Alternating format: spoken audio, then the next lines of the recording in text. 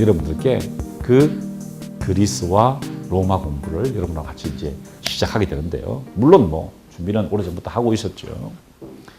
이 르네상스라는 단어를 만든 사람이 누구냐? 바로 이 사람입니다. 질 미셸레라는 사람인데 이 사람이 르네상스라는 표현을 썼습니다. 뭐죠? 재탄생이죠. 뭐가 재탄생됐느냐? 바로 이겁니다. 르네상스는 인간과 세계의 재발견이었다는 것입니다. 인간과 세계가 재발견된 것이 르네상스입니다. 그 중에서 로마는요, 나중에 우리 공부를 하게 될 겁니다. 로마는 세계에 발견했습니다. 그렇죠? 대제국으로 퍼져나갔기 때문에 세계의 발견이었죠. 인간은 어디서 발견됐을까요? 바로 이 인간은 그리스에서 발견된 겁니다. 여러분들이야말로 인간이 무엇인가에 대해서 고민하는 분들이죠. 어떻게 하면 이 인간들에게 우리 제품을 팔 것인가? 아니면 우리 인간들을 잘 활용해서 우리 조직의 효율성을 증대시킬 것인가? 라는 문제, 효율성 문제, 마케팅 문제 차고 들어가 보면 결국 뭐죠? 인간이란 무엇인가를 문제가 들어간다는 거죠. 그래서 여러분들이 그리스를 공부하실 이유가 충분히 있다는 겁니다. 충분히 있다. 나중에 로마를 통해서 우리는 세계를 보게 될 겁니다. 세계. 솔직히 말씀드리면 지금 저는 여러분들을 로마의 세계를 인도하기 위해서 지금은 저 개인적으로 로마서 공부를 하고 있어요. 그리스 공부를 옛날에 했던 겁니다. 했던 거고 지금 로마사를 하고 있습니다. 어젯밤에 제가 여러분들을 로마의 세계를 인도하기 위해서 로물루스라는 사람의 전기를 읽었습니다. 우리나라는 자료가 없어요. 그래서 영어 자료를 가지고 제가 밤에 2시까지 읽었습니다. 이야, 감동받았어요. 진짜. 이 로마를 건국한 레물루스가 사비네족과 처음 전투를 하다가 화해를 합니다. 화해를 하고 콘솔티움이라는 신전을 만들어요. 그게 뭔지 아십니까? Coming together, come together. 함께 가자. 별로 감동을 안 하시는군요. 로마가 처음 시작되면서 처음 만든 신전이 뭐냐? 함께 가자 하는 겁니다. 함께 가자. 이야, 이거 진짜 멋진 세계 발견 아닙니까? 우리는 어떻게 하죠? 내가 먼저 가자 이렇게 하죠. 너희들은 뒤로 빠져라 이러는데 로마는 그 정신으로 시작됐는 거예요. 뭡니까? 세계의 발견이 있나? 그리스에서는 뭐가 발견됐을까요? 바로 여기에서 인간이 발견되었습니다. 여름에 여기 올라가면은요 발바닥이 뜨겁습니다. 이 대리석이 달아가지고요 발바닥이 뜨거워요. 엄청 아프리카에서요 황사가 불어옵니다. 황사. 아프리카 황사 보셨어요? 그때 혹시? 이야, 예. 근데 여름에요 아프리카 황사가 불어옵니다. 엄청 뜨겁습니다. 뜨거운 바람이 그냥 훅훅 부는데 여기를 올라간 적이 있는데 이 밑에 가면은 이게 딱 중앙에 있어요. 아테네 중앙에 좋은 커피숍들이 많습니다. 와인바들 여기 탁 앉아가지고 이 파르테논 신전을 탁 어디서는 다 보이거든요. 이게 보면은 이야 낭만적입니다. 왜? 아테네 사람들이 매일 밤마다 그렇게 살았거든요. 매일 뭐가 있었죠? 연극 공연이 있습니다. 연극 공연. 그러면은 연극 공연을 마치면요 사람들이 앉아가지고 와인잔 물에 타가지고 마시면서 그 연극에 나타났던 그 비극에 나타났던 인간에 대한 이야기들을 했던 겁니다. 자기 아버지를 죽였던 자기 어머니를 죽였던 그런 이야기들이죠. 그 이야기를 하면서 도대체 우리는 뭘까? 우리는 누굴까? 바로 이곳에서 소크라테스가 알키비아데스와 함께 길을 걸으면서 스토아 철학을 이야기했던 거죠. 거기가 바로 스토아거든요. 왜? 기둥 밑에 있는 공간을 스토아라고 그러지 않습니까? 이곳에서 인간의 의미가 발견됐다는 거죠. 그래서 그러니까 여러분들이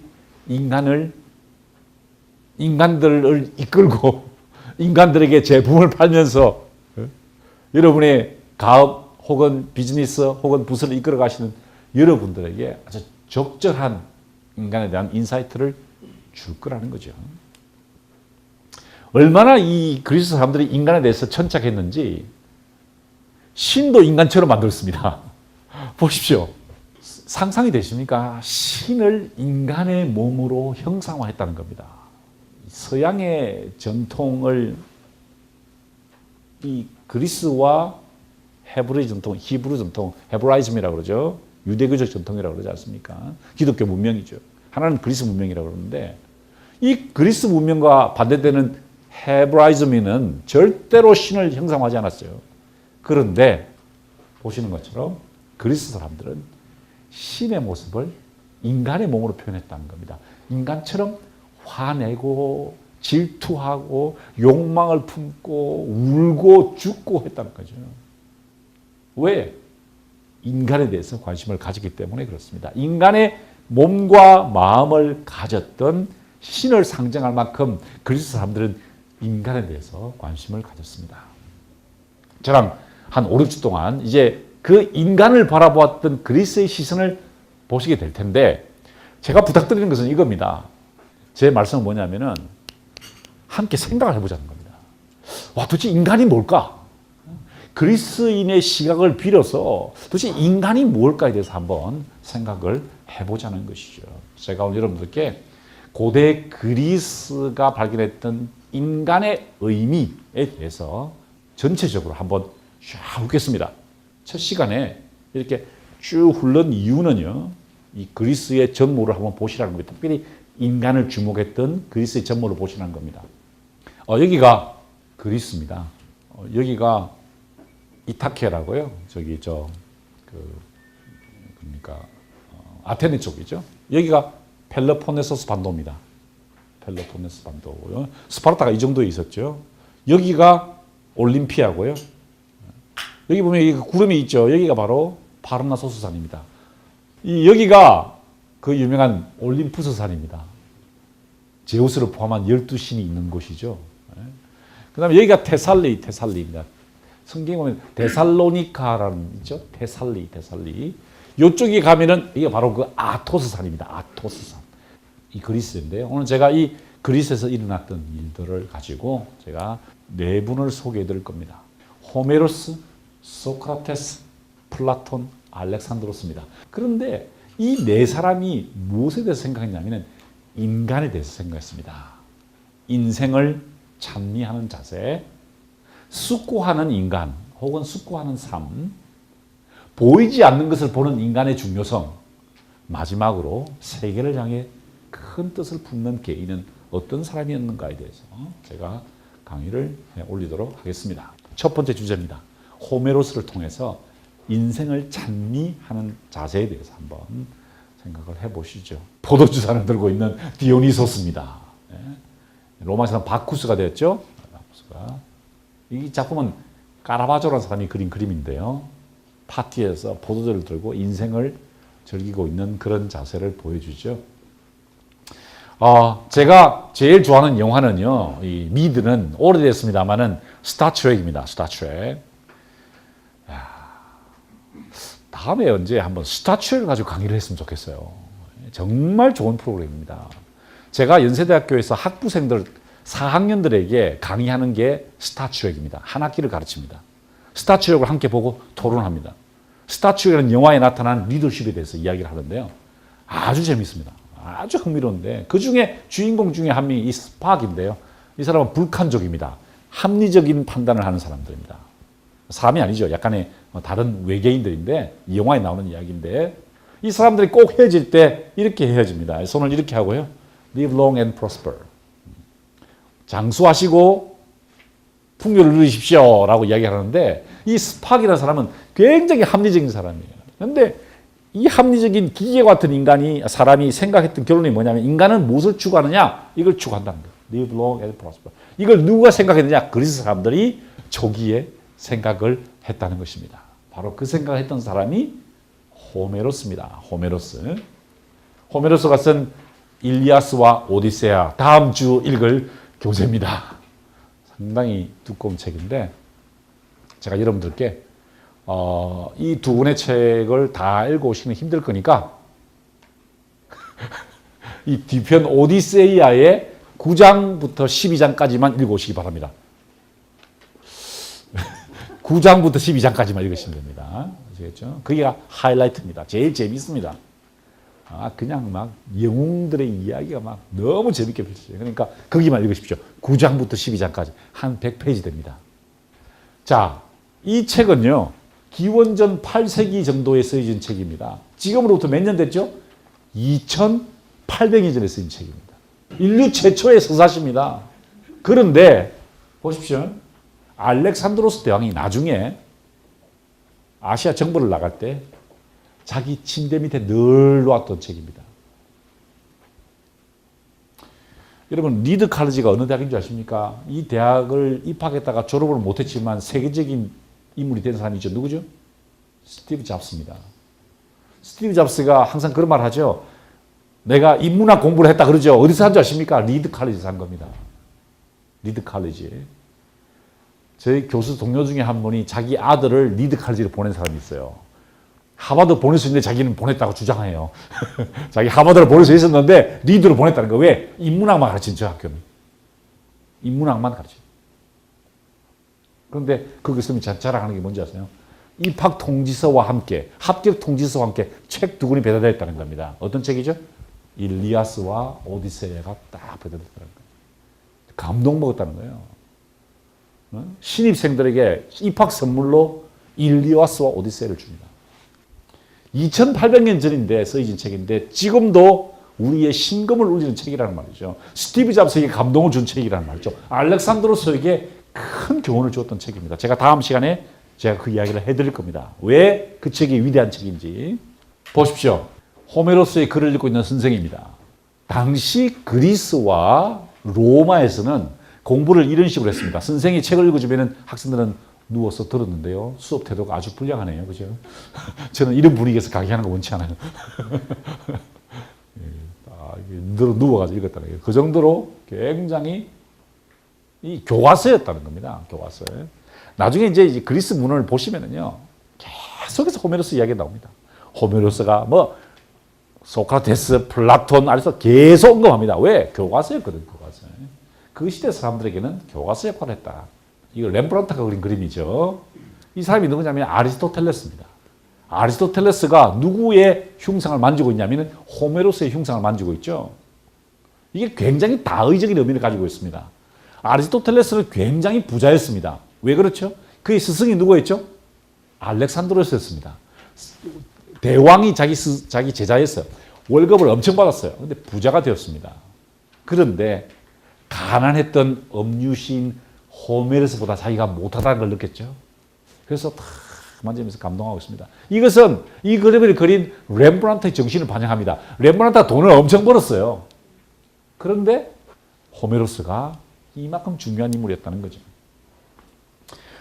호메로스의 대관식이라는 그림입니다. 보십시오. 이 유럽 사회를 빛냈던 많은 예술가들이 누구에게 왕관을 씌워주고 있습니까? 호메로스에게 왕관을 씌워주고 있죠. 이 호메로스가 쓴 책 두 권이 있습니다. 일리아스와 오디세이인데 일리아스는 전쟁 이야기죠. 그래서 보십시오. 무기를 들고 있죠. 오디세이는 무슨 내용입니까? 전쟁을 끝나고 고향으로 돌아오는 이야기죠. 배를 열심히 지었죠. 그래서 노가 있습니다. 호메로스가 쓴 일리아스와 오디세이아가 있다는 거죠. 그런데 제가 여러분 얼마나 이 호메로스에 대해서 관심들이 최근에 많은지 한번 보여드릴게요. 이건요. 제가 튀니지아에서 찍은 사진입니다. 제가 튀니지를 갔을 때 그때 내란이 일어나 있었어요. 굉장히 위험했습니다. 공항에서부터 제가 엄청 어려웠습니다. 2번이나 잡혔습니다. 그런데 제가 튀니지아에 박물관에 갔더니 중국 사람들이 보시는 것처럼 이 호메로스의 공부를 하고 있더라고요. 제가 감동 먹었어요. 중국 사람들이 호메로스의 벽화를 보면서 이 가이드가 설명해 주는 거예요. 뭐, 여기 지금 이 유혹을, 사이렌의 유혹을 하고, 오디세우스가 뭐 이런 얘기를 쫙 해주더라고요. 제가, 정말 감동을 먹었습니다. 자, 이 호메로스가 우리에게 던진 질문은 다음 시간에 우리가 공부할 겁니다. 나는 누구일까? 나는 지금 어디로 가고 있는가에 대해서 공부를 하게 될 겁니다. 그런데 다음 시간에 할 거니까 오늘은 다른 것을 한번 보자는 겁니다. 다른 건. 이 호메로스의 오디세이를 보면은요, 재밌는 장면이 납니다. 두 책에 다 지하세계로 내려갑니다. 지하세계. 영웅들이 지하세계로 내려갑니다. 시련을 겪는다 이 말이죠. 여러분 영웅이 되시려면은 시련을 먼저 겪으셔야 돼요. 좌절을 경험해 보셔야 됩니다. 그죠? 이 오디세우스도 지하 세계로 내려갑니다. 이제 전쟁을 앞두고 내가 고향으로 돌아갈 수 있었을까 없을까? 그랬더니 요정이 뭐라고 유혹하냐면 지하 세계로 나서 너 어머니의 신탁을 받아봐라 그래요. 그래서 내려가게 됩니다. 자, 지하 세계로 내려가는 거죠. 내려가서 누구를 만났냐면은 바로 이 뒤에 여기에 찔려서 죽은 사람이 있습니다. 누구입니까? 아킬레우스입니다. 아킬레우스를 만나게 돼요. 여기 아킬레우스의 뒤에 아킬레스 그래 찔려가 죽었죠, 그죠? 파리스의 화살에 맞아 죽었지 않습니까? 그 지하 세계에서 왕노릇하고 있는 아킬레스를 만난 거예요. 그래서 만나가지고 너무 반가워요. 자기랑 싸웠던 전우거든요, 전우. 트로이 전쟁에서 싸웠던 전우 아닙니까? 그래서 묻습니다. 아킬레우스요, 죽었다고 슬퍼하지 마시오. 당신은 지하 세계의 왕이 아니요. 그랬더니 이 아킬레우스가 뭐라고 대답하지 아십니까? 이렇게 합니다. 죽음에 대해서 내게 그럴싸하게 말하지 마시오. 영광스러운 오디세우스요. 당신은 영광스럽고 나는 영광스럽지 않다는 거죠. 나는 지하세계의 왕이지만 지하세계의 왕으로 살아니 차라리 지상에서 머슴이 되어서 농토도 없고 재산도 많지 않은 가난한 사람이 돼서 품이라도 팔고 싶소이다. 무슨 말입니까? 똥밭을 굴러도 이성이 나타나는 거죠. 삶을 긍정하는 겁니다. 삶을 긍정하는 거예요. 여러분, 죽음이 낫습니까? 삶이 낫습니까? 삶이 낫다는 거예요. 야, 이거 굉장한 생각입니다. 이게 지금 생각하면 당연한 것 같죠? 지금 생각하면 삶이 당연히 낫다. 그런데 전혀 그렇지 않아요. 이거는 정말 혁명적인 생각입니다. 이 아킬레우스가요, 살아있을 때를 생각하고 있는 그런 영광의 시대였습니다. 자기 어머니가 자기 이 아킬레스 근을 잡고 물에다 담그죠. 그래서 천하무적이 됩니다. 다른 데는 아무리 찔러도 죽지 않는 불사조가 되었죠. 이 아킬레우스가 전쟁을 안 하려고 그래요. 전쟁을 안 하려고 그러니까 자기 어머니가 말이죠. 천하무적의 방패를 만들어줘가지고 갖다 줍니다. 이걸 갖고 싸우면 아무도 자기를 뚫을 수가 없어요. 영광스러운 날이었다는 거죠. 전쟁을 안 하려겠다 그러니까 이 부하들이 자기 동료들이 찾아옵니다. 오디세우스, 아작스, 피닉스가 찾아가지고 야 제발 같이 가자. 제발 같이 가자. 너가 없으면 우리 안 돼. 그러면서 뭐 아킬레우스가 그 시절을 그리워하는 거죠. 야 내가 그래도 살아있을 때는 멋졌는데 그의 인생의 하이라이트는 언제일까요?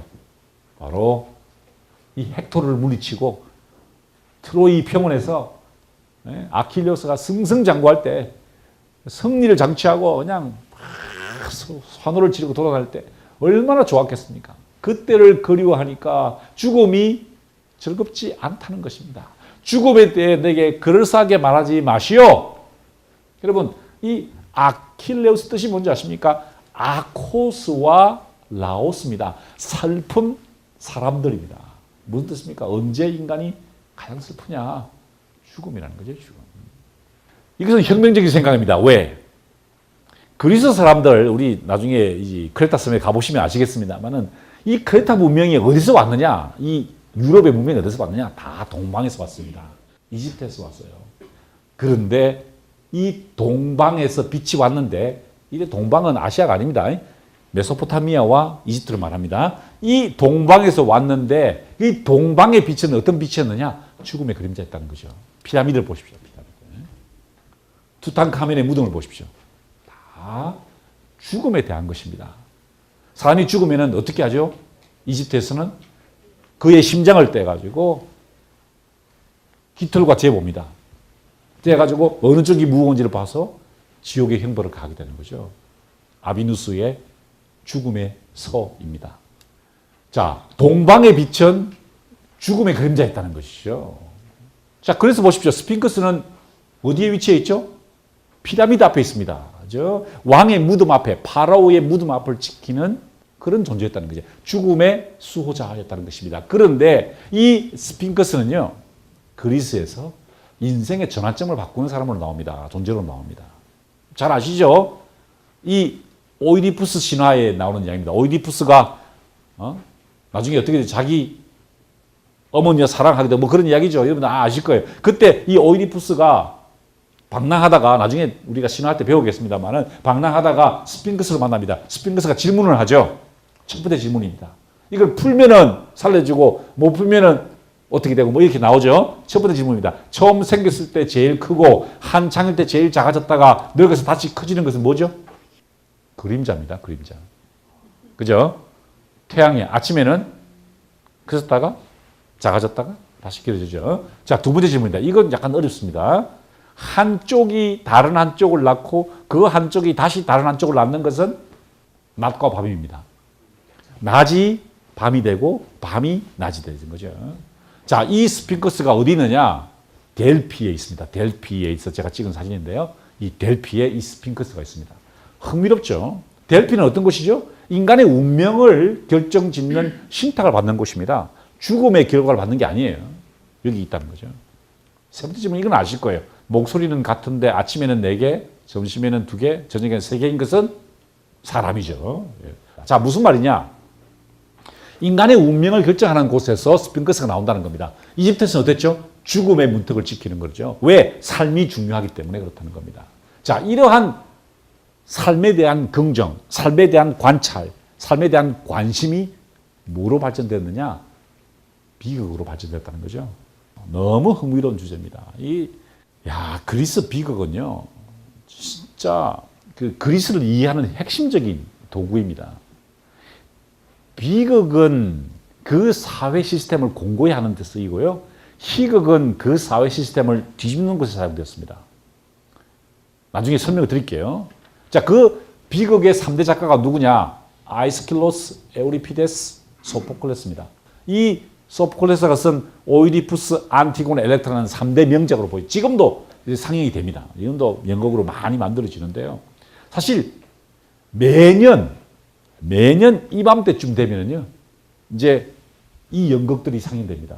이 연극들이 그리스에서.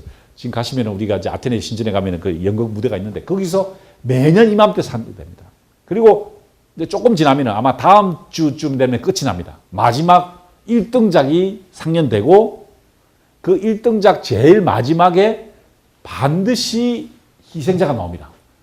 탁 찌르면 피를 쫙 흘리고 죽습니다. 그게 끝입니다. 그리고 여름 농사가 시작됩니다. 이게 무슨 말이냐면은 이 비극을 통해서 겨울이 끝나고 이제 봄이 시작됐다는 거예요. 돼지가 꽃을 피우기 시작하는 시간이 왔다는 겁니다. 그 피가 바로 그걸 상징합니다. 피. 작품의 주인공이 있어요. 그리고 원래는요, 이게 연극에서 온 게 아니라 제사에서 온 겁니다. 제사를 드리다가 피를 뿌리면 그 피가 돼지를 녹이고 이 돼지에서 싹이 나와서 농사가 일어난다. 그것을 보여줬던 건데, 어쨌든 거기에서 인간의 깊이 있던 고뇌와 성찰을 발견합니다. 왜 그게 가능했냐? 인간을 바라보았기 때문에 그렇다는 거죠. 이 소포클레스의 명작이 바로 엘렉트라입니다. 이 오이디푸스 컴플렉스는 많이 아실 거예요. 그죠? 남자아이가 엄마를 사랑하는 행동이죠. 엘렉트라 컴플렉스가 뭔지 아십니까? 반대입니다. 여자아이가 아빠를 사랑하는 겁니다. 엘렉트라 컴플렉스. 여기서 나온 겁니다. 엘렉트라라는 이야기에서. 이 엘렉트라가 아주 재미있는 연극이에요. 이 연극이 어떤 내용이냐면은, 자, 트로이 전쟁이 일어났을 때 트로이를 치러 갔던 그리스 연합군의 사령관이 누굽니까? 아가멤논이죠. 이 인간이 전쟁을 마치고 돌아오면서 그냥 오면 될 텐데 처벌 하나 데리고 왔습니다. 카산드라였죠.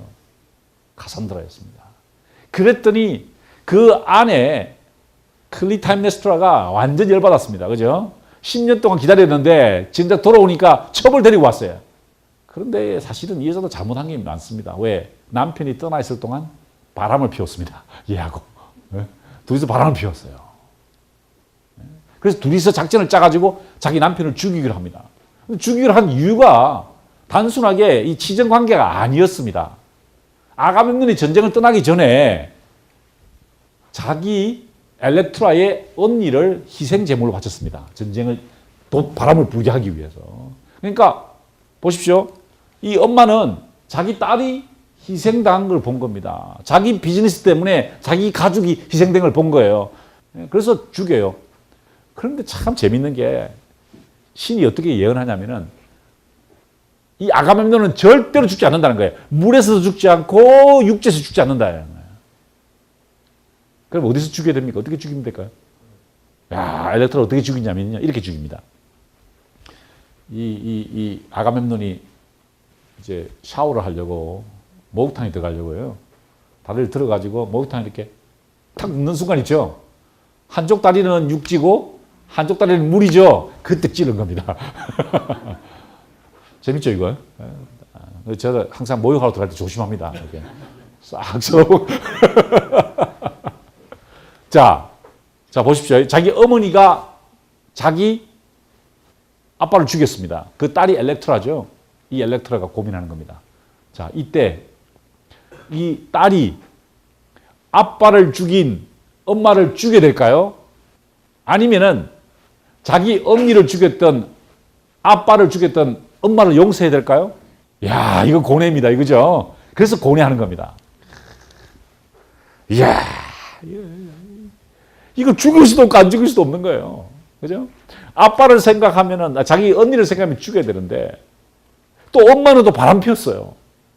이걸, 아빠를 사랑했어요. 아빠는 또.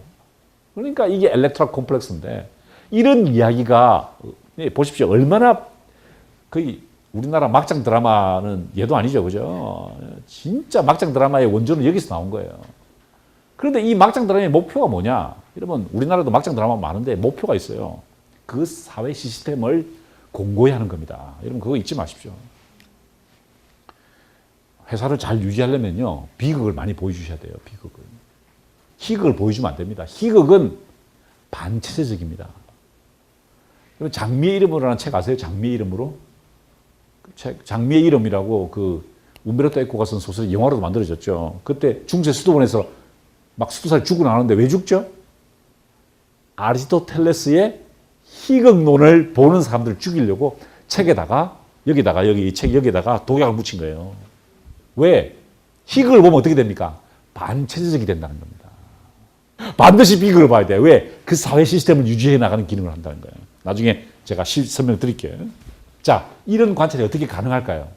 인간에 대한 삶에 대한 시선이 없으면 불가능하다는 거죠.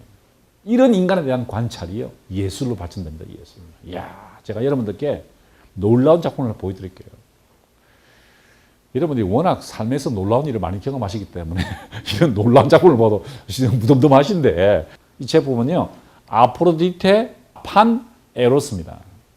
이 에로스가 판을 부추겨 가지고 사랑하도록 유도한 겁니다. 그랬더니 얘가 직접 그리는 거예요. 주행하는 거예요. 주행. 이렇게 싹 잡당겨. 그랬더니 아프로디테가 샌들을 받아가 귀샤대기 한 대 빼는 거예요. 제가 놀라운 거는요, 이 부분입니다. 이 부분. 남자라서 그런 게 아니고, 예? 가서 한번 보시라고. 이게 한 개 대리석이었는데요. 이 부분에 딱 대고 있는데요. 손에서 이게 옆으로 보면요, 이게 몸이 있잖아요. 그럼 여기 이게 붙을까 말까, 붙을까 말까. 굉장히 에로틱하죠. 굉장히 에로틱합니다. 이게 붙을까 말까, 붙을까 말까. 그게 무슨 말입니까? 조공할 때 어떻게 했다는 거예요? 그걸 깎아냈다는 거 아닙니까? 근데 붙인 것도 아니고 뗀 것도 아니에요. 붙을까 말까, 붙을까 말까. 이런 몸에 대한 해서 이 근육 어떻게 가능했을까요? 인간에 대한 긍정적인 시선이 없으면 안 된다는 거죠. 이게요, 이집트풍이죠. 어떻습니까? 뻣뻣하죠, 그죠? 그렇지 않습니까? 뻣뻣하죠, 이렇게. 이집트에서는요, 살아있는 파라오는 이렇게 조금, 여기 살아있는 파라오입니다. 죽은 파라오는 딱 서 있는 겁니다. 이렇게 서 있는 겁니다. 이게 지금 살아있는 파라오. 그런데 이런 조각이 완성됐습니다. 샌들을 들고 귀샤대기를 패는 거예요. 한 대 패는, 이 한 대 맞아가 인상을 찌고 있는 표정이 한 대 딱 맞았는데 그때 표정이에요. 비너스를 보십시오, 비너스. 여기도 이 가슴에 딱 손을 대고 있는데요. 이게 붙을까 말까, 붙을까 말까. 진짜 에로틱해요. 그런데 이게 언제 만들어졌냐? 기원전 5세기에서 3세기 사이에 만들어졌다는 거예요. 기원전 3세기에서 5세기. 자, 나중에 이게 르네상스의 그림으로 표현된다는 거죠.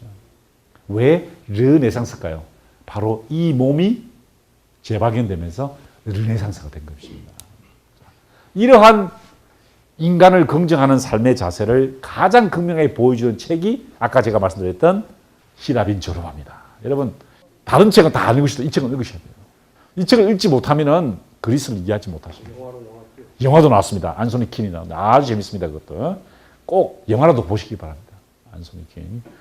조르바가 작품의 주인공인 그 광산주하고 사업에 실패합니다. 그때 조르바가 뭐 어떠냐고 인생을 즐기자 하면서 막 묻는 장면이죠. 인생에 대한 긍정적인 시각을 그리스 사람들이 가졌다는 것이, 그것은 이집트와는 전혀 다른 차원이었다는 것입니다. 그래서 이런 그림이 그렸습니다. 포도주를 맡고 있는데 오줌을 싸고 있어요. 그죠? 오줌을 싸고 있습니다. 그리스가 발견했던 인간, 이상적인 인간은 디오니소스적인 삶을 긍정하고 행복한 인생을 힘써 추구하는 것이었습니다. 여러분도 그런 삶을 사시기 바랍니다. 행복한 삶을 사시기 바라요. 사실 이 공부도 행복의 연장해야 됩니다. 공부하는 게 힘드시면 안 하시는 게 좋아요. 공부하는 게 힘든데 억지로 공부하는 사람 보면 진짜 제가 힘들어요. 여러분도 행복을 추구하셔야 돼요. 행복. 이게 그리스가 우리가 공부를 하는 첫 번째 목적입니다. 행복입니다. 행복. 그런데 여기서 이야기가 끝이 나지 않습니다. 반전이 있죠. 바쿠스, 포도주를 마시던 바쿠스가 보시는 것처럼 초췌한 모습으로 아주 눈이 굉한 상태로 등장합니다. 어떤 모습일까요? 그리스 사람들이 삶을 긍정하면서 동시에 했던 것이 뭐냐면은 숙고하지 않는 삶은 살 가치가 없다라고 믿었습니다. 누가 했죠? 소크라테스가 한 말입니다. Unexamined life is not worth living. 숙고하지 않는 삶은 살 가치가 없다. 아테네 학당이라는 그림이죠. 라파엘로 그림입니다. 여기 보시면 소크라테스가 등장합니다. 바로 이 사람이 소크라테스죠. 젊은이들, 여기는 알키비아데스인데요. 이 알키비아데스에게 설명하고 있습니다. 젊음의 이야기를, 교훈을 주는 이야기인데요. 젊은이들을 선동했다. 그 젊은이가 바로 얘입니다. 얘 때문에. 예. 많은 분들이 이 소크라테스 죽음에 대해서 잘못 오해하시는데 얘 때문에 죽은 건데 얘가 나중에 반역을 하거든요. 아테네에 반역을 합니다. 그래서 나라를 팔아먹습니다. 그걸 보고 많은 이 아테네 사람들이 젊은이들을 미혹했다는 거예요. 소크라테스는 늘 질문했습니다. 여러분도 그렇죠. 다 바른 분들이 아니죠. 질문은. 제가 학생들에게 항상 제 제자들에게 가르칠 때 누구한테 질문을 받으면 절대로 답하지 마라. 그 질문을 다시 질문으로 답해라. 왜 그 질문을 하십니까? 그 질문하시는 의도는 무엇인가요? 라고 질문해라. 제가 그렇게 가르칩니다. 왜? 앞으로 너희들은 질문하는 사람이지 답하는 사람이 아니기 때문에. 질문을 물어보는 사람이 진짜 지도자니까. 델피의 파르나소스 산에 있는 아폴로 신전입니다. 야, 저는 여기를 4번 갔었죠. 각각 다른 방향에서 들어가 봤습니다. 근데 정말로 여기는 신기가 있는 곳입니다. 신기. 여기에 소크라테스가 신탁을 받으러 갔더니 그리스의 7 현자가 쓴 경문이 보이죠? 첫 번째 경문이 바로 너 자신을 알라라는 것이었죠. 숙고하지 않는 삶을 사는 것은 가치가 없다라고 했을 때 무엇을 숙고하느냐? 자신을 아는 것이라는 거죠. 자신을 아는 것. 네. 그래서 보시는 것처럼 젊은이들에게 숙고하는 삶의 자세를 가르치는 현자적인 삶을 살았습니다. 이 소크라테스가요, 그런 수모를 당했어요. 누구한테 당했냐면은 바로 이 아리스토파네스입니다. 이 아리스토파네스가 어떤 사람이냐? 희곡 작가였습니다. 소크라테스를 비난합니다. 구름이라는 책에서요. 이 소크라테스를 완전히 협작꾼으로 비난하는 거예요. 나쁜 놈으로 그냥 계속 그래서 코미디가 얼마나 웃겼겠어요. 그러니까 소크라테스 생기거든 못생겼죠. 매일 밤마다 연극을 하는 거예요. 구름이라는 연극이었습니다. 그런데 놀랍게도요, 소크라테스가 그 연극을 보러 온 거예요. 사람들이 깜짝 놀란 거예요. 아니, 당신을 놀리는 건데 이걸 왜 보려고 그러냐 그랬더니 뭐라고 하는지 아십니까? 내가 이 연극을 보면서 혹시 내가 잘못한 것이 있다면 그것을 고치기 위해서 왔습니다. 이야, 여러분 멋지죠? 자기를 비난하고 자기를 비꼬는 그 연극을 보러 왔다는 거예요. 그러면서 사람들에게 내가 혹시 잘못해서 고칠 것이 있다면 무엇인지를 알기 위해서 이 연극을 보러 왔습니다. 라고 했다는 겁니다. 그러니 여러분 너무 열받은 일이 있더라도 흥분하지 마시고, 변호사님 찾아가지 마시고 내가 혹시 여기서 내가 뭘 배울까? 내가 뭘 고칠까? 생각해 보시라는 거죠. 그런 것이 바로 숙고하는 삶의 자세라는 것입니다. 자, 이게 바로 그 소크라테스를 놀리는 장면입니다. 그때 내가 비난받고 있는 것들 중에서 혹시 고칠 만한 것이 있는지 보러 왔습니다. 라고 이야기했던 겁니다. 이게 바로 숙고하는 삶의 자세였다는 것입니다. 그러다가 보시는 것처럼 독배를 마시고 이제 죽게 되죠. 억울하지 않느냐고 그렇게 얘기했을 때 이 소크라테스가 이렇게 답하죠. 내 인생과 가르침이 내가 할 수 있는 최선의 변론이었습니다. 하고 죽게 되는 거죠. 숙고하는 삶의 자세였다는 것입니다. 자, 세 번째입니다. 반짝인다고 다 금이 아니라는 사실을 플라톤이 이야기를 했죠. 이게 인간을 인간답게 만드는 것이었다는 것입니다. 이 플라톤이 만든 아카데미아가 있었죠. 그것을 플라톤 아카데미라고 합니다. 아카데미아 플라토니카라고 그랬죠. 이 플라톤이 쓴 책 이름이 바로 여러 책이 있습니다. 43권의 책을 썼어요. 그중에 국가론이 있습니다. 국가론. 이 책을 읽지 않고 조직을 운영한다는 것은 어불성설입니다. 국가론은 국가를 통치하는 사람이 찍는 책이 아닙니다. 여러분들 읽으셔야 할 책이에요. 조직을 어떻게 효과적으로 운영하는가에 대한 문제입니다. 그리고 그 효과적인 운영을 하기 위해서 탑 레벨들을 어떻게 교육시킬까에 대한 문제입니다. 그러니 제가 어느 그룹이나 뭐 교육 담당하는 팀들이 와서 저보고 자문을 구하면 그래요. 제발 좀 국가론 좀 읽혀라. 그리고 당신들부터 먼저 읽어야 된다. 탑 레벨들을 교육하는 것들에 대해서 이 플라톤의 국가론보다 더 탁월한 책이 없는데 왜 안 읽느냐. 이 플라톤의 국가론은요. 어떻게 하면 이상적인 조직을 만드느냐에 대한 문제였거든요. 이렇게 이야기합니다. 돈벌이하는 부류와 보조하는 부류 그리고 수호하는 부류들 이 각각의 집단들이 각각 제 일을 할 때에 그러니까 자신에게 주어진 자신의 일을 할 때에 그때가 올바른 상태라는 겁니다. 이때 올바름이나 번역이 잘못됐는데 정의라는 거예요. 정의. 정의란 무엇인가? 각각의 집단이 각각의 위치를 지키는 겁니다. 자, 어떤 위치죠? 통치자는 뭘 해야 됩니까? 지혜를 가져야 된다는 겁니다. 수호자는 뭘 가져야 돼요? 용기를 가져야 되죠. 그죠? 그 다음에 국민들은 뭐 해야 됩니까? 절제해야 되죠. 이 세 집단이 각각의 위치를 지킬 때 그것이 정의로운 것이라는 것입니다. 정의. 이게 국가론의 핵심 내용입니다. 자, 그런데 여기서 문제가 되죠. 그러면은 각각의 집단을 어떻게 교육시킬 것이냐의 문제입니다. 그게 바로 국가론의 핵심이고요. 거기에서 지도자를 가르칠 때 어떻게 해야 되느냐? 그게 바로 동굴의 비유고 그게 바로 이데아론입니다. 서양 철학, 고전 철학을 전공하는 과가 있어요. 우리나라에서 그 유일합니다. 그러다 보니 거기서 학자들이 나오는데 전부 다 어떻게 경도되냐면 철학적으로 경도되어 있어요. 뭐 제가 이름을 여러 가지 않겠습니다만은 철학적으로 접근하니까 다들 이 플라톤의 책을 철학적으로 본다는 거죠. 그런데 제가 보기에는 이게 역사적으로 봐야 될 책입니다. 아테네가 위기에 빠졌을 때 어떻게 하면 탑 레벨의 지도자들을 교육할 것인가에 대한 이야기인데 그 탑 레벨의 지도자들이 반드시 죽어야 될 게 뭐냐? 여러분이 죽어야 될 게 뭐냐? 이데아를 봐야 돼요. 이데아. 눈에 보이는 게 전부가 아니라는 겁니다. 네? 눈에 보이는 게 전부가 아니라 눈에 보이는 것 너머에 무엇인가가 있다는 것입니다. 제가 어느 그룹에서 지금 창조성에 대해서 자문을 해주고 있는데 창조성의 핵심이 뭐냐? 눈에 보이지 않는 걸 보는 게 창조성이죠. 그죠? 한 번도 존재하지 않는 것을 존재하게 하는 것은 눈에 보이지 않는 그 존재를 믿지 않으면 할 수 없는 일입니다. 자, 어떻게 탑 라벨들을 창조의 세계로 이끌 것인가? 눈에 보이지 않는 것. 눈에 이렇게 반짝반짝하는, 여러분, 이게 지금 뭡니까? 이게 지금 컵이죠? 이게 지금 반짝반짝 하는데 이게 진짜 컵입니까? 좋은 컵이겠죠. 비싼 컵이겠죠. 근데 이게 진짜 컵이냐는 거예요.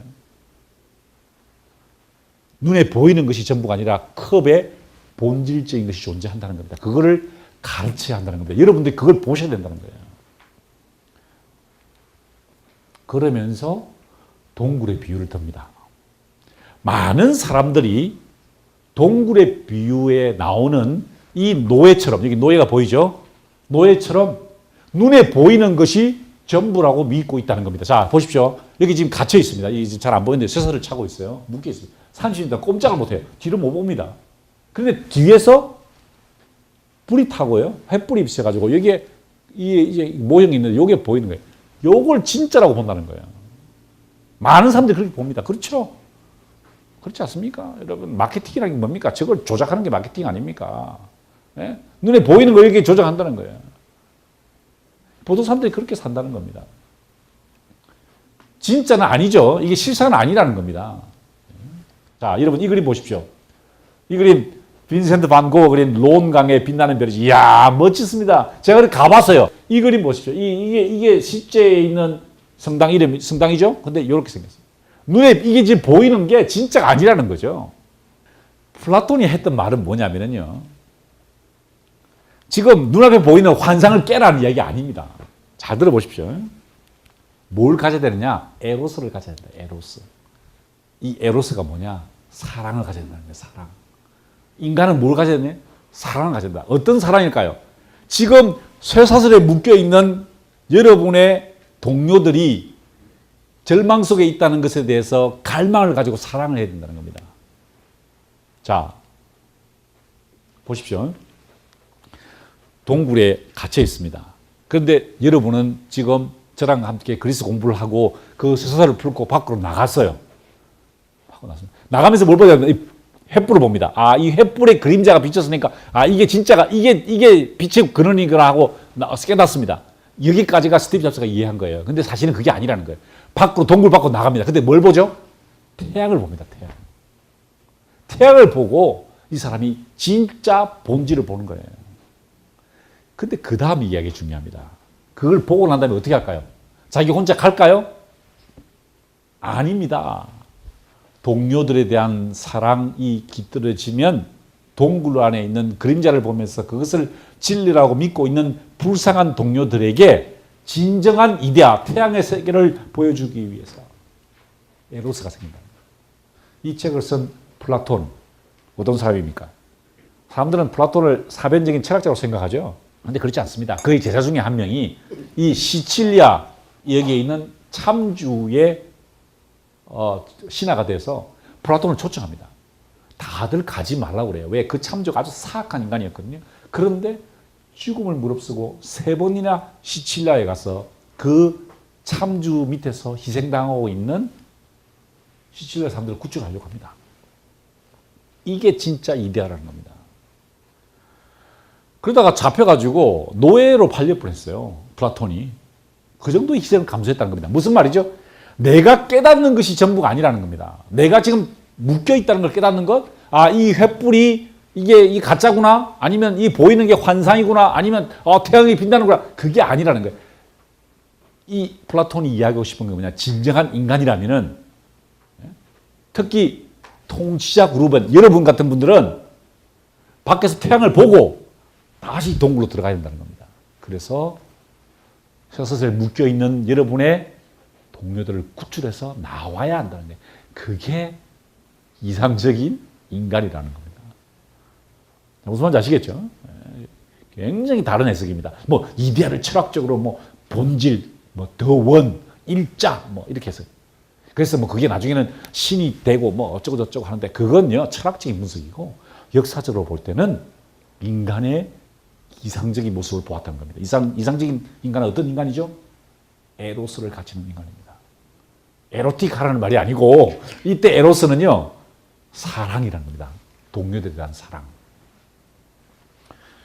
여러분 인문학은요 동료들에 대한 사랑입니다. 여러분이 인문학을 해가지고 기업 경영에 놀라운 인사이트를 가지고 사람들을 조지겠다? 그 인문학 아닙니다. 그건 잘못 이해하시는 거예요. 인문학 공부를 해가지고 스펙을 쌓아가지고 내가 좋은 자료 그것도 아닙니다. 인문학은 동료들에 대한 에로스입니다. 에로스. 자, 이러한 에로스를 가졌던 사람이 있습니다. 누구죠? 알렉산드로스였습니다. 알렉산드로스가 세상을 향해서 큰 뜻을 품게 됩니다. 자, 이제 아테네가 멸망했습니다. 아테네가 거기 쇠락했죠. 나중에 다 설명드릴 겁니다. 다 쇠락했어요. 그랬더니 이제 3세기경에 이소크라테스라는 사람이 납니다. 소크라테스가 아니고 이소크라테스입니다. 아, 연설을 잘하는 사람이었어요. 뭐라고 주장하냐면은 페르시아를 치자. 왜? 우리 지금 식량난에 시달리기 때문에 페르시아의 식량이 필요하다. 거기는 금원 보화가 많다. 우리 늘어나는 인구를 빨리 그쪽으로 보내야 된다. 경제 논리로 아테네 아니 마케도니아죠. 마케도니아 사람들을 페르시아로 보내려고 했어요. 그때 알렉산드로스는요. 그런 경제적인 이유 때문에 재정적인 이유 때문에 전쟁을 떠난 게 아니라는 겁니다. 자, 보십시오. 알렉산드로스의 노정을 한번 보십시오. 노정. 야, 알렉산드로스는요. 20살 때부터 여기서부터 행군을 시작해가지고요. 이렇게 됩니다. 쫙 돌아서 사막까지 갔다가 다시 제가 여기 이번에 갔었어요. 여기가 바로 제라시라는 곳입니다. 요르단 쪽인데요. 넘어가면은요, 메소포타미아 지방에 이 뭡니까? 요쪽 지방, 메소포타미아 그 페르시아 지역이죠. 바빌론 지역입니다. 그다음에 가서 왕을 쫓아서 박트리아까지 올라가. 지금 아프가니스탄이죠. 가서 인도를 정벌 하고 다시 돌아오다가 여기서 죽게 되죠. 엄청난 노정입니다. 왜 갔냐는 겁니다. 왜? 그냥 마케도니아에서 왕으로 살지 왜 이 먼 길을 갔을까? 세상을 향해서 큰 뜻을 불러왔습니다.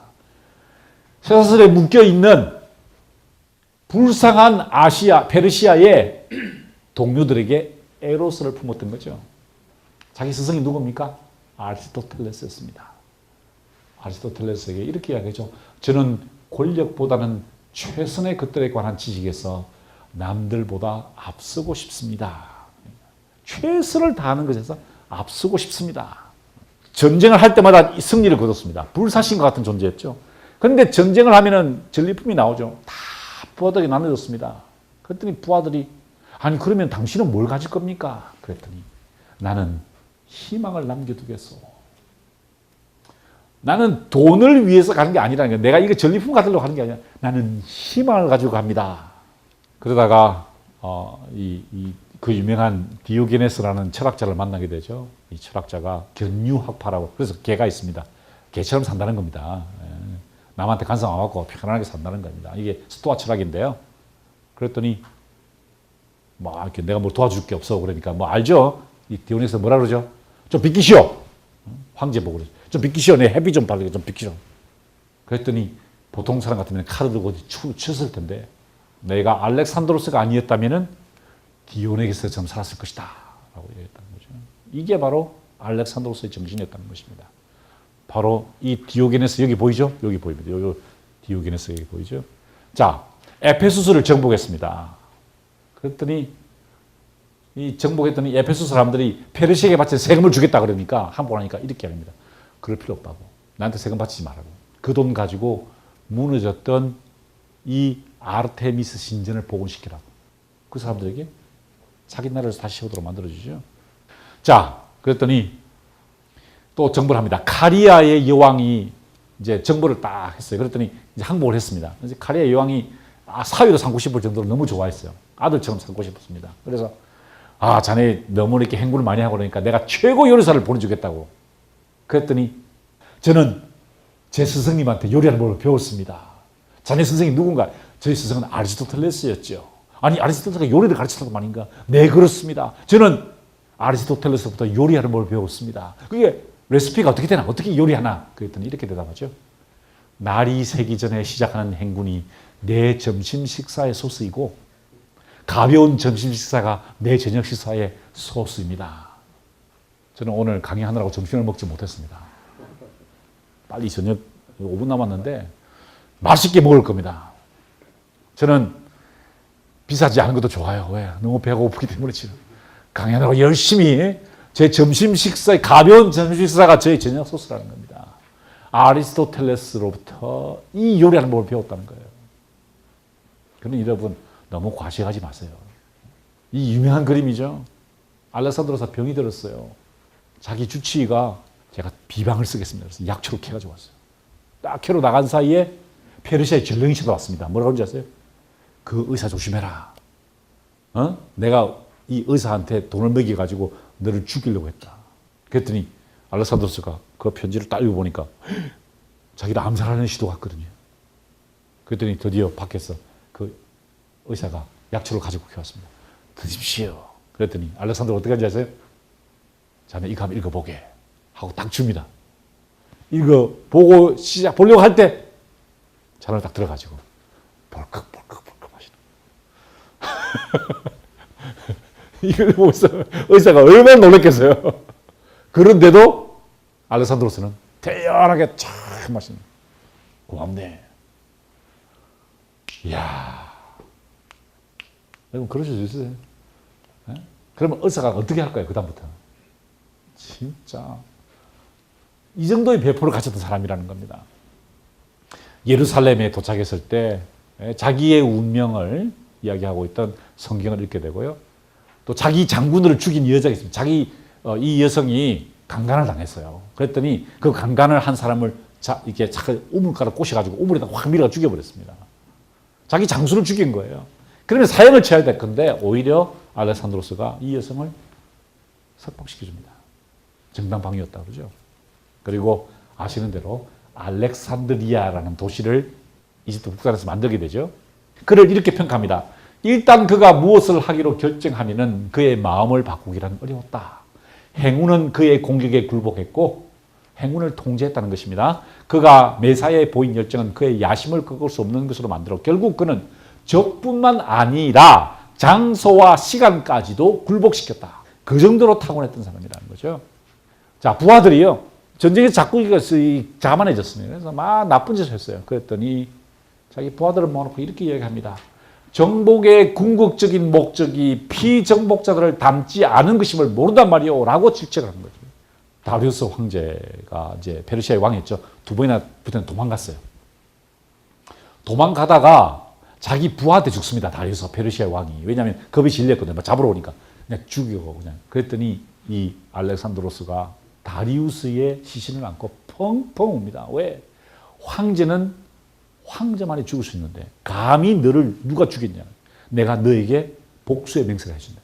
자기 적이었던 다리우스를 죽인 그 시신을 잡아다가 사형치에 끔찍하게 사지 처단을 해가지고 죽여버립니다. 그때 이 다리우스가 자기 부모님들을 부탁하죠. 자기 노모와 자기 아내와 두 딸을 부탁합니다. 그랬더니 내가 보호해주겠다 약속을 하죠.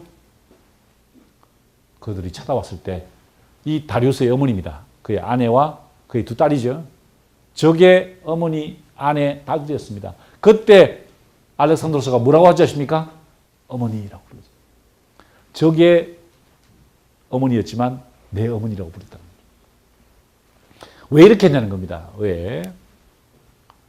알렉산드로스는 두 개의 뿔이 달린 영웅으로 불렸습니다. 이 말은 아시아와 유럽을 다 승리로 이끌었다는 거죠. 가장 격정적인 전투는 이 인도의 코끼리 부대와 이 알렉산드로스가 데리고 있던 부케팔로스라는 명마와의 대결이었죠. 여기서 이겼습니다. 그런데 부하들이 엄청 불평합니다.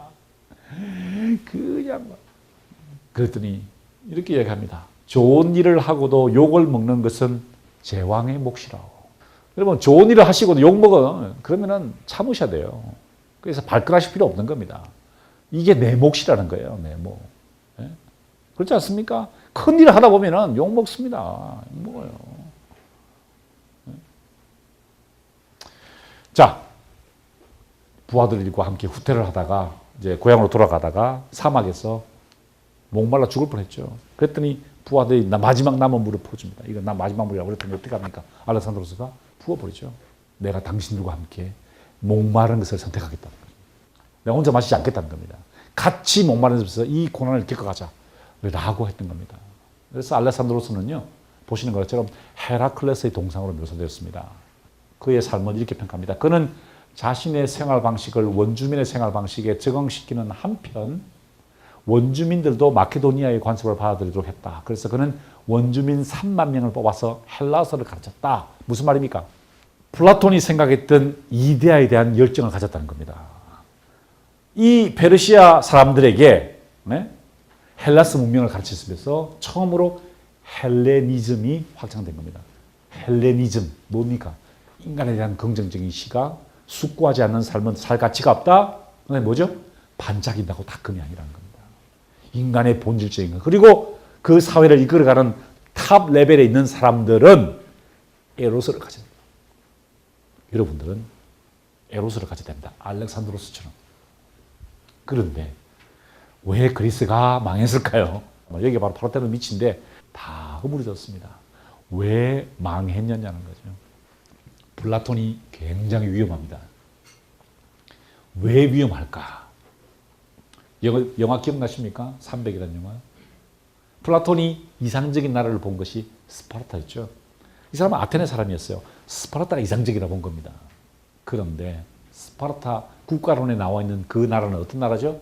보시는 것처럼 장애인들, 사회적 약자들에 대해서 배타적이었죠. 심지어 페르시아를 어떻게 간주했습니까? 괴물로 간주하죠. 크세르크세스는 대단히 자비로운 사람이었어요. 그런데 괴물로 간주했다는 겁니다. 자, 이게 지금 그리스의 시선이었다. 아니, 그 플라톤의 시선이었다는 것이요. 로마를 우리가 또 공부하게 될 텐데요. 로마가 왜 위대하느냐, 왜 세계를 발견했느냐, 그리스의 정신 중에서 좋은 것을 받아들이려고 했고요. 나쁜 것을 버리려고 했습니다. 좋은 것은 뭐죠? 인간에 대한 성찰이었습니다. 나쁜 것은 뭐죠? 배타적인 것이었습니다. 배타적인 것. 그래서 함께 가자. 콘솔티움이 첫 번째 과제였다는 것이죠. 중화주의가 너무나 위험합니다. 중화주의, 배타적인 것 정말 위험합니다. 그 중화주의를 어떻게 알 수 있느냐? 만리장성을 보십시오. 중국은 만리장성을 쐈습니다. 뭐죠? 막았다는 거죠. 그때 로마는 가도를 닦았습니다. 8만 킬로미터의 가도를 닦았습니다. 사도까지 합치면 30만 킬로미터였습니다. 자, 이 길을 닦으면 어떻게 될까요? 자기도 가지만 적도 들어옵니다. 로마는 개방성을 추구했다는 겁니다. 그리스에서 실패한 것을 로마 사람들은, 자, 여러분 로마에 가시면은요, 바티칸에 가면은 생뚱맞게 그리스 유적들이 엄청 많습니다. 아니, 바티칸은 종교 집단인데 무슨 그리스하고 예수가 탄생하기도 전에 있었던 이야기가 무슨 의미가 있냐? 자, 로마에 가시면 캄피돌리오 박물관 가면 전부, 거의 전부가 그리스 조각의 모사품입니다.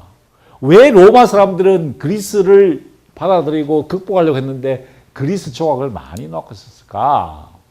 그리스의 약점을 버리고 강점을 선택한 것이죠.